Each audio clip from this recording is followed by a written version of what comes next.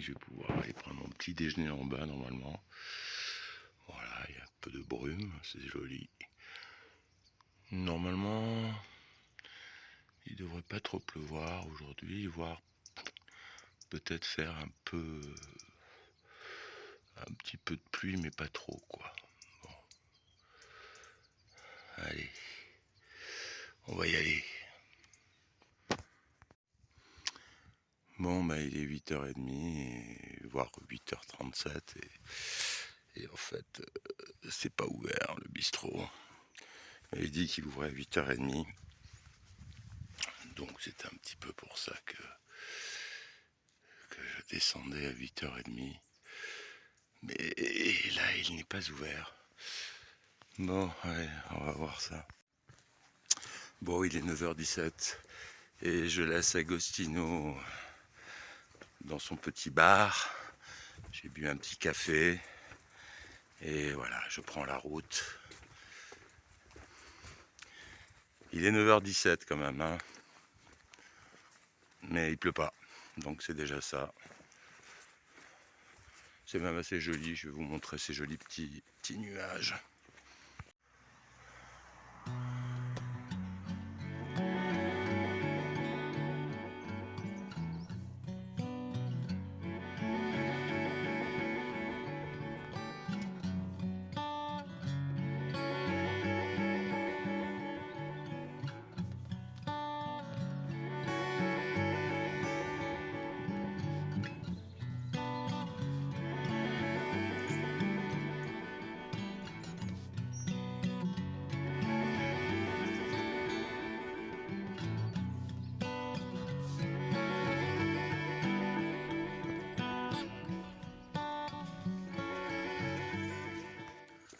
Bon, hier un abonné me disait qu'il allait réfléchir parce qu'il pensait partir sur le chemin de Compostelle et en fait en voyant mes vidéos il se dit que c'est une usine à touristes et qu'il va aller vers d'autres endroits. Bon, ce qui est clair c'est que on peut pas nier le fait qu'il y ait un côté mercantile dans l'histoire du chemin et des gens qui ont mis des hostels et autres hostals et autres albergues sur le chemin, évidemment. Après, on peut pas faire de généralité jamais. J'ai rencontré des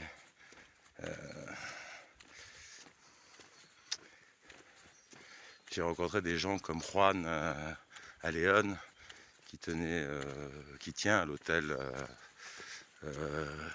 Covent Garden, qui était complètement extraordinaire. La dame que j'ai rencontrée aujourd'hui, enfin que j'ai rencontrée hier plutôt dans la pension là, bah, elle était très gentille. Agostino qui est le cafetier en bas, qui tient le bar-restaurant en bas, type super sympa, très agréable. Et puis tous les gens qu'on rencontre sur le chemin au niveau des pèlerins. Moi, j'ai pas arrêté de rencontrer plein de gens là depuis un certain temps. Peut-être effectivement plus de rapports amicaux, je dirais, avec les marcheurs, un petit peu moins avec les hôteliers. Bon, ça alterne, c'est comme ça. En France, c'était un peu l'inverse. Il y avait plus de rapports amicaux avec les hospitaliers des gîtes. Donc bon, c'est différent. Moi,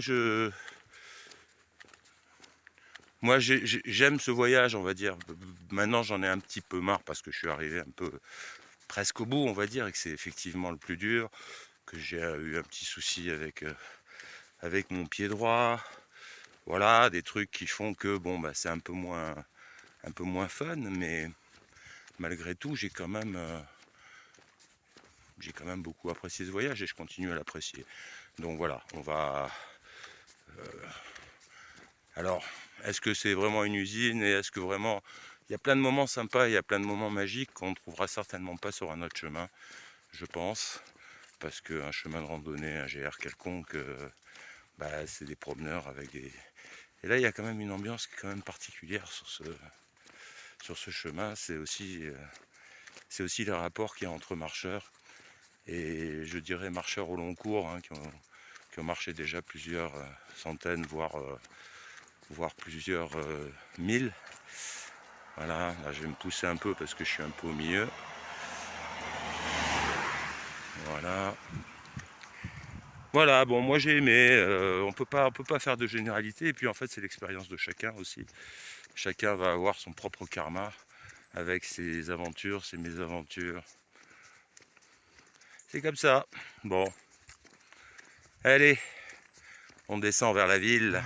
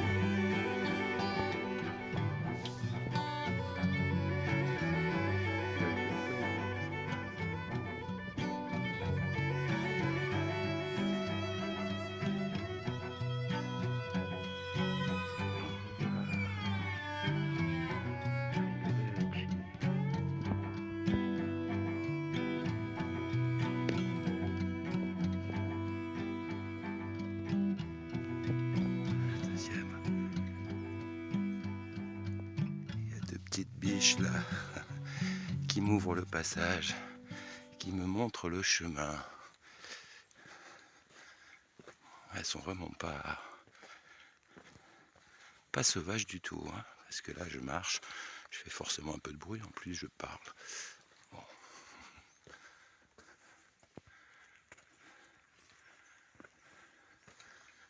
Elles font leur vie tranquillement. Salut les biches. Buenos días.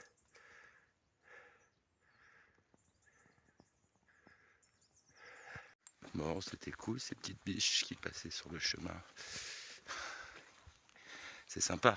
Il est tard, hein, mais parce qu'on me disait toujours que c'était un petit peu qu'il fallait partir de bonne heure pour voir des animaux. Bon, on peut aussi partir tard et voir des animaux. D'autant que des animaux, ces derniers temps, on n'en voyait pas beaucoup. Et là, on en revoit un peu. Bon, c'est normal, on est plus dans les montagnes. Et on était dans la meseta. Donc dans la meseta, j'imagine qu'il y a plus de blé et autres cultures, voilà. Et pas beaucoup d'animaux. Allez, on continue.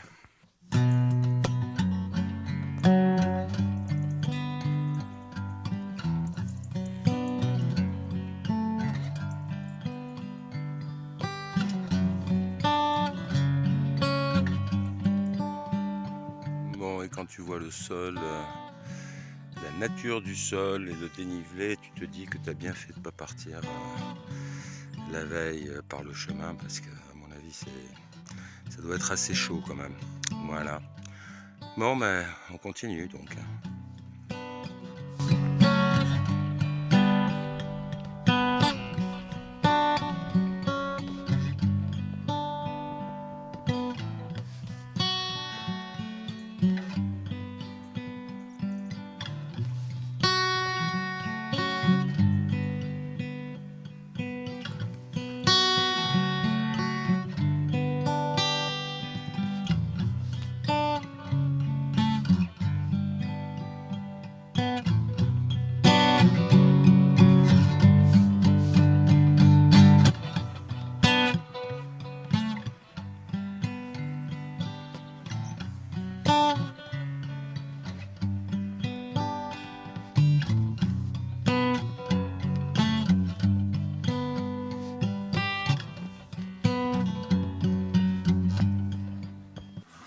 là j'arrive à Molina Seca, ça a l'air très joli. Et comme ce matin j'ai bu un café en fait uniquement que m'a offert Agostino. Parce qu'il venait d'arriver, il a fini un peu la soirée un peu tard, hein, lui. C'était 2 ou 3 heures du matin quand il a fini, je crois. Donc ce matin, il était un peu en retard. Voilà. Et donc, ben voilà, là, je vais prendre peut-être un petit déj. Et je vais vous montrer cette jolie église là, romane.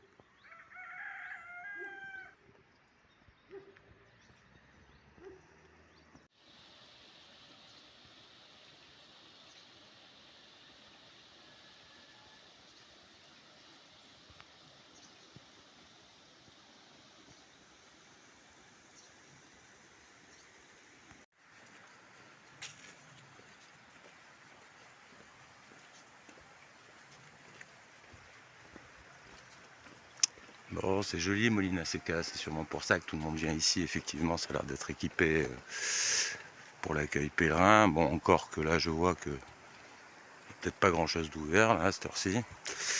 On va voir ça. En tout cas, c'est un joli village.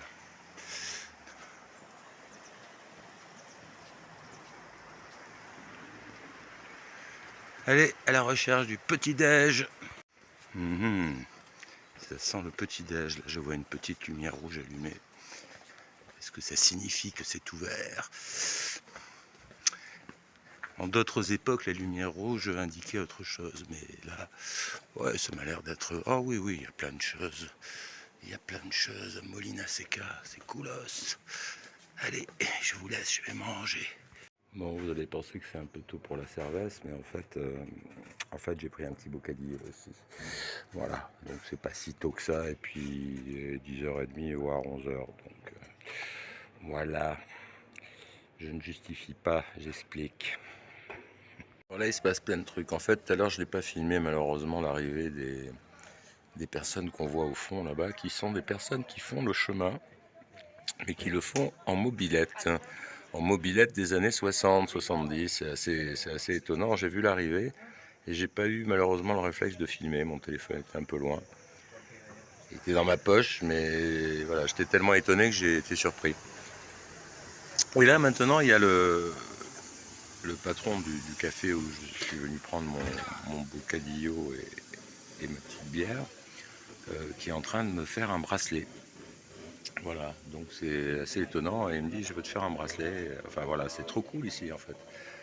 Et puis j'ai des voisins de table super charmants qui habitent Léon et qui m'ont donné plein de renseignements dont je vous ferai part tout à l'heure. Voilà. Bon, le soleil commence à poindre. Très sympathique cette petite ville là en question. Et puis il y a du monde, hein, c'est vivant. Bon alors c'est le week-end hein, bien sûr. Mais ouais, il y a du monde. C'est un truc sympatoque. C'est fini et puis le bracelet, bah, comme il y a plein de monde en fait, c'est plus compliqué. Alors il m'a demandé d'attendre un petit peu là, voilà, ça c'est le matos pour faire mon bracelet. Voilà, il veut me faire un bracelet ce monsieur, très gentil. Et puis très accueillant quoi, enfin je veux dire très hospitalier pour le coup. Alors je sais pas s'il a une albergue ou pas, en tout cas voilà, c'est le premier bar en arrivant, en ayant traversé le pont. Sur la gauche, celui qui fait l'angle. je vous conseille le gars, il est quand même super sympa. Voilà. Bon, eh ben, on va reprendre la route. Là, je suis pas loin, j'ai 7 km à faire avant d'arriver à la ville en question. Profadam Profondera, un truc dans ce goût-là. J'ai du mal. Il faut que je passe par la ville pour retenir un peu plus le nom. Allez, à tout à l'heure.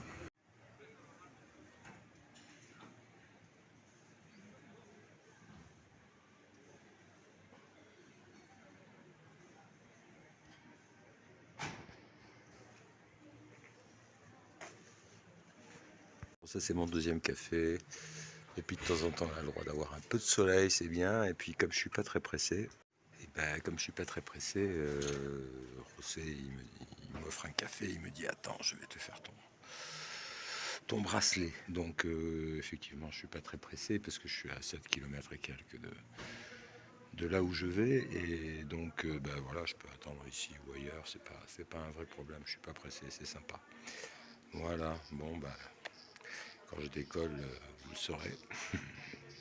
Oui, tout à l'heure j'étais avec des léoniens en fait, qui étaient à la table à côté, qui en a un petit peu échangé, et qui me disaient en fait que le Camino français, et notamment la cathédrale de Léon, avait été fabriqué par des Français, ce qui explique un petit peu le goût français de la cathédrale, et de l'architecture généralement sur le chemin, qui est plutôt proche de notre architecture à nous. Donc voilà, je suis assez content de pouvoir avoir glané ces informations qui sont intéressantes pour le coup. J'avoue que je ne m'étais pas intéressé plus que ça en faisant des recherches, parce que j'ai pas vraiment le temps de faire des recherches. Si je veux faire ma lessive, prendre ma douche, marcher mes 20 km dans la journée, et faire des images, monter derrière, je peux encore pas trop après faire des recherches sur chaque ville que je vais traverser. Donc je suis assez content qui m'ait donné ces informations, et puis voilà, je vous les transmets. Voilà, pour ceux qui voulaient en savoir un petit peu plus sur Léon et le Camino français. Voilà. C'est dommage, ils partent par l'autre côté. Vous n'allez peut-être pas pouvoir les voir. Il y avait toute une ribambelle de mobylettes. Ils sont partis par l'autre côté. Bon, c'est pas grave, moi j'ai trouvé un nouvel ami. Je sais pas comment il s'appelle, mais il est bien mignon. Il est bien mignon, ce petit chien.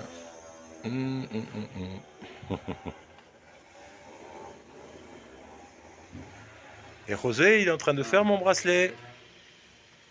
Voilà. José, voilà.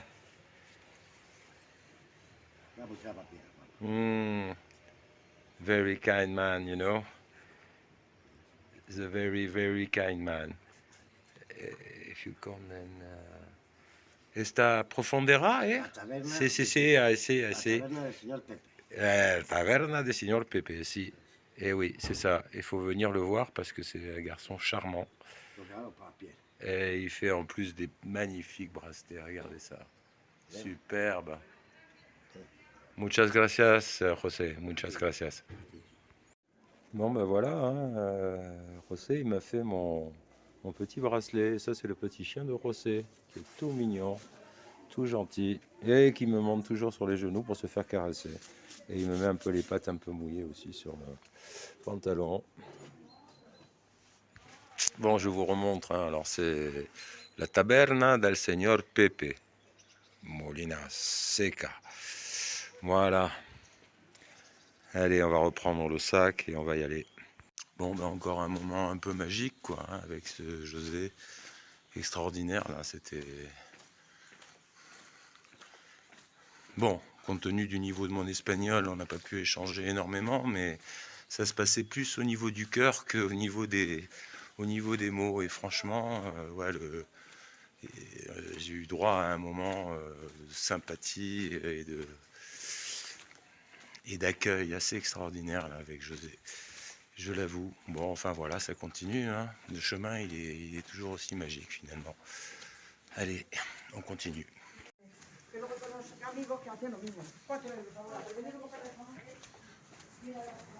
Voilà. Gracias, muchas.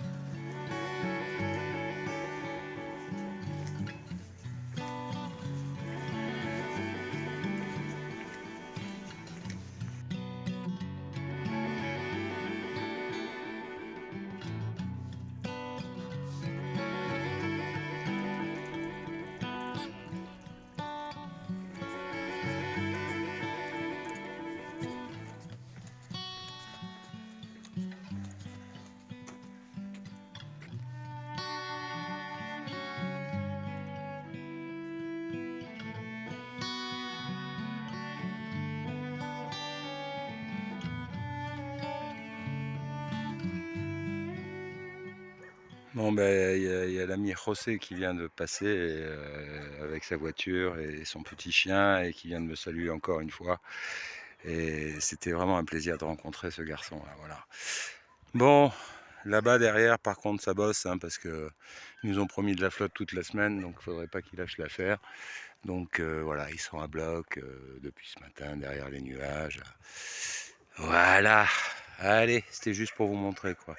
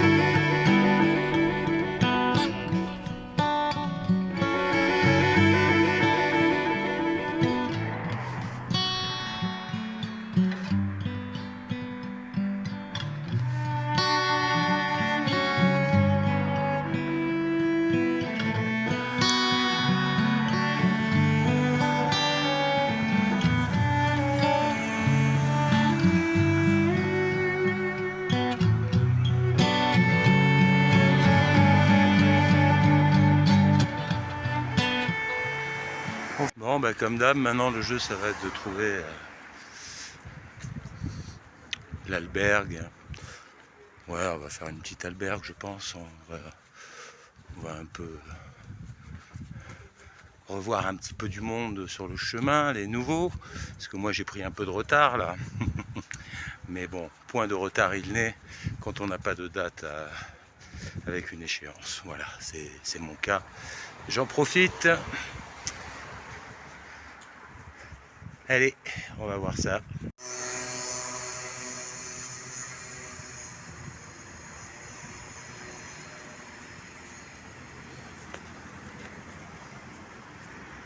Un peu comme dans toutes les villes un peu plus importantes, hein, pour arriver au centre-ville, il y a au moins 1, 2, voire 3 km. Là j'ai l'impression que ça fait un petit moment que j'ai passé le panneau de l'entrée de la ville et je suis toujours pas au centre. Il semblerait que je sois encore à 500 mètres, d'après ce que vient de me dire un autochtone. Voilà, bon, on va se mettre en quête d'un endroit pour poser le sac. Et puis on fera un petit tour, on va voir si la vieille ville vaut le coup. Pour l'instant c'est assez buildingeux, pas terrible. Mais bon, c'est sympa quand même. Allez, à tout à l'heure.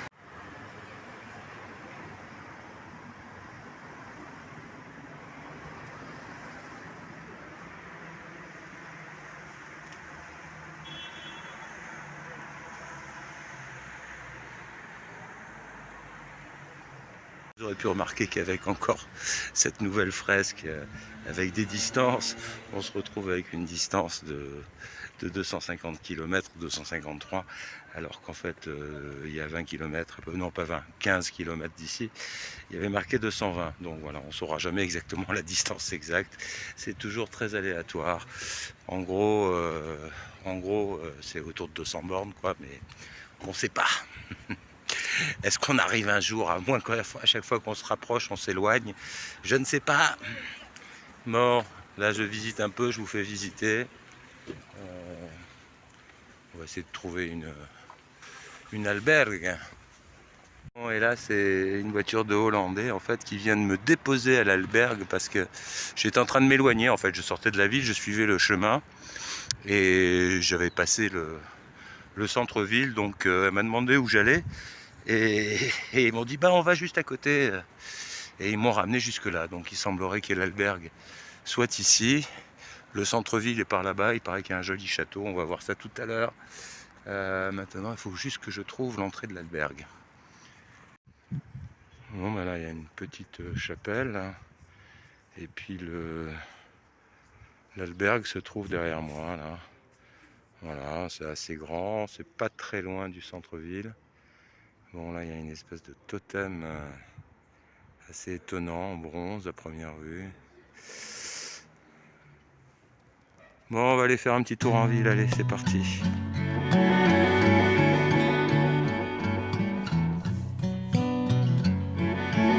Ce qui est assez marrant c'est le contraste total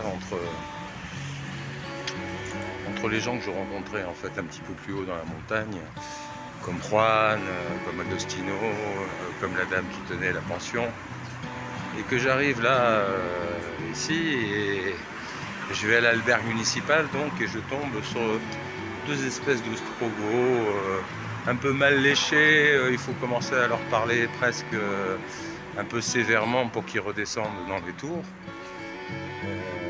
Très bizarre. Le type me dit c'est en donativo, donc je lui mets 10 balles. Il faut bien savoir qu'une albergue généralement dans les villes comme Léon et autres c'est entre 6 et 8 euros. Donc je lui laisse 10 euros, c'est sympa, et il me demande après encore 1 euro pour les draps. Ça m'a pas plu la manière dont il me l'a demandé, ça m'a un peu énervé, donc voilà, il ne nous a pas redemandé. C'est pas pour les 1 euro, hein, c'est pour le principe simplement parce que le type était on va dire à la limite du désagréable. Voilà pour le moment les premières impressions de la ville. Pas au mieux.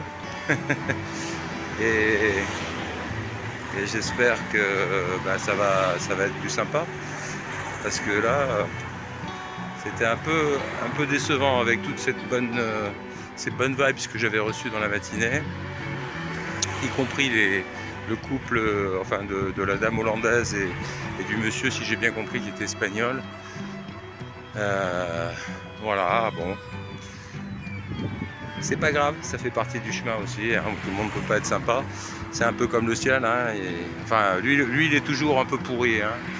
C'est pas de bol, ils sont toujours en train de travailler comme des sagouins dessus, donc bon, ça on s'en fout, on en fait abstraction. Essayons de trouver le château. On l'a trouvé, il est juste là, il était derrière le mur. Très joli château. Très très joli château.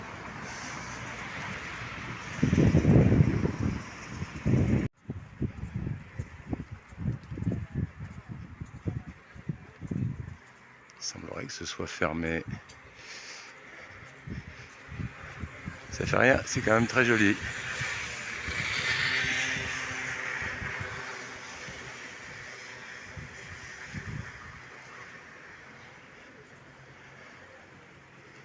On va voir si c'est ouvert, mais je ne pense pas.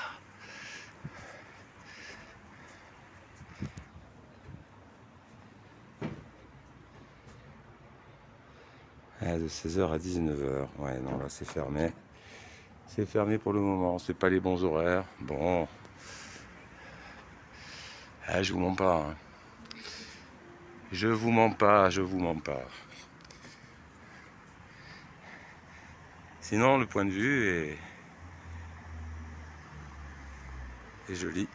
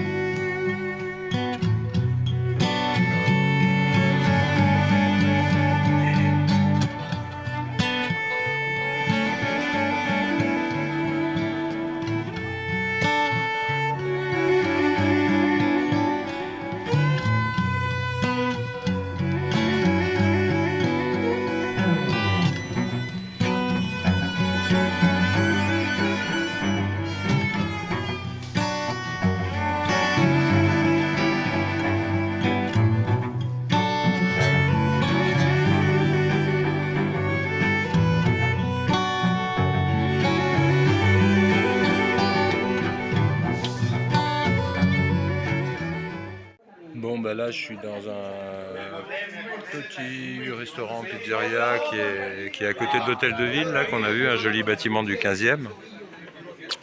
Bon, il y a une tablée espagnole assez grande, qui explique un petit peu le volume sonore. Voilà, bon, je vais manger une petite pizza, et puis voilà, on a fait le tour un petit peu de la vieille ville. Je pense qu'elle n'est pas très grande. Si je vois d'autres bâtiments intéressants, je vous les filmerai. Sinon, je vais vous dire à demain. Voilà, allez, ciao.